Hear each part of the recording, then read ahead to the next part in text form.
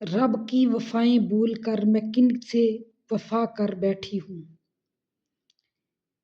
جس طرح کہ اللہ تعالیٰ کو پانے کے لیے بڑی بڑی قربانیاں دینی پڑتی ہیں، اپنا آپ مارنا پڑتا ہے، کہنے سے اللہ تعالیٰ مل نہیں جاتے، اس کے لیے سخت محنت کرنی پڑتی ہے۔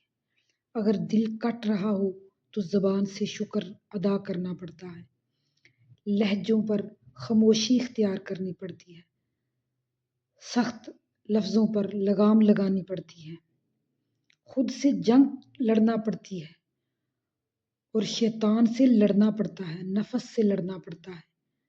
اللہ تعالیٰ کوئی عام یا چھوٹی سی ہستی نہیں ہے جو بن مشقت کے مل جائیں۔ اللہ کو حاصل کرنے کے لیے لوگوں کو برداشت کرنا پڑتا ہے، محبتیں چھوڑنی پڑتی ہیں، جھوٹ، حرام، برائی، ہر برا کام چھوڑنا پڑتا ہے۔ اللہ تعالیٰ کی محبت حاصل کرنے کے لیے انسان کو خود سے جنگ کر کے جیتنا پڑتا ہے۔ اللہ تعالیٰ کی محبت عام محبت تھوڑی ہے، اس کے لیے ہر طرح کے حالات میں صبر کرنا پڑتا ہے۔ جس طرح کہ آج کل شادیوں کا موسم چل رہا ہے، یہ یاد دہانی کرانی مقصود ہے کہ اجتماعات میں، موسیقی والے پروگراموں میں شرکت نہ کریں، ایسی شادیوں میں جانا بند کریں جہاں میزبان نے گناہ عام کا ماحول ترتیب دیا ہو، جہاں پہ موسیقی، گانا بجانا اور ناچ اور ڈانس وغیرہ کا انتظام کیا ہو۔ جب تک آپ ان تقریبات میں شرکت کرتے رہیں گے، یہ کلچر کبھی ختم نہیں ہوگا۔ جب آپ یہ بات کریں گے یہ ہمارا قریبی ہے، یہ بہن کا گھر ہے، یہ بھائی کا گھر ہے، یہ محبتیں قربان کرنی پڑتی ہیں۔ جب آپ ان محبتوں کو قربان کریں گے تو تب ہی اللہ تعالیٰ کی محبت ملے گی۔ یہ تقریبات چھوڑنے کی ذمہ داری اور بہت زیادہ اہم چیز یہ ہے کہ آپ ہی کی ہے۔ جب آپ یہ تقریبات چھوڑیں گے، جب وہ آپ کے قریبی رشتہ دار ہوں، کیونکہ آپ کی غیر موجودگی انہیں اپنا فیصلہ بدلنے اور تقریب کو علیحدہ اور موسیقی سے پاک کرنے پر مجبور کرے گی۔ بہت سے بھائی اس معاملے میں شرمندہ ہوتے ہیں اور اکثر اپنی غیر حاضری کی وجہ چھپا لیتے ہیں۔ نہیں، آپ کو میزبان کو یہ بتانا ہوگا، اپنے رشتہ داروں کو وہ بتانا ہوگا کہ آپ نے اس میں کیوں نہیں شرکت کی، اور اپنی ناپسندیدگی کا واضح اظہار کرنا ہوگا۔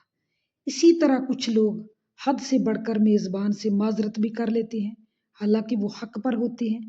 جبکہ آپ اللہ تعالیٰ کے لیے یہ کر رہے ہیں تو پھر آپ کو معذرت کرنے کی ضرورت نہیں ہے، آپ غلطی پر نہیں ہیں، آپ کو معذرت کرنے کی کوئی ضرورت نہیں۔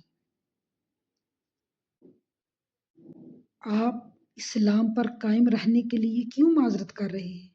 میزبان آپ کی دینی اقدار سے واقف تھا، لیکن اس نے ان کا احترام نہیں کیا۔ اسے معلوم تھا کہ آپ کو یہ قبول نہیں، یہ چیزیں اچھی نہیں لگتی، پھر بھی اس نے آپ کو مایوس کرنے کا انتخاب کیا۔ جبکہ وہ آپ کا اتنا قریبی رشتہ دار ہے، پھر اس کو بھی آپ کی خوشی کا خیال ہونا چاہیے۔ اور جہاں تک بہنوں کا تعلق ہے، آپ کیوں سمجھتی ہیں کہ ان تقریبات میں حجاب کے ساتھ شرکت کریں گی تو آپ کو گناہ نہیں ملے گا؟ آپ کی موجودگی ان تقریبات میں کسی صورت درست نہیں، چاہے آپ سر سے پاؤں تک ڈھکی ہوئی ہوں۔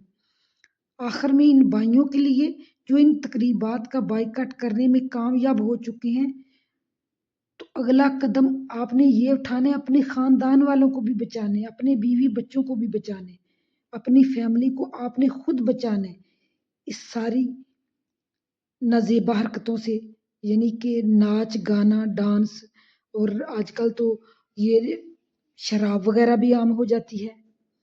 تو ان چیزوں کے بچنے کے لیے آپ نے مضبوط ہونا ہے۔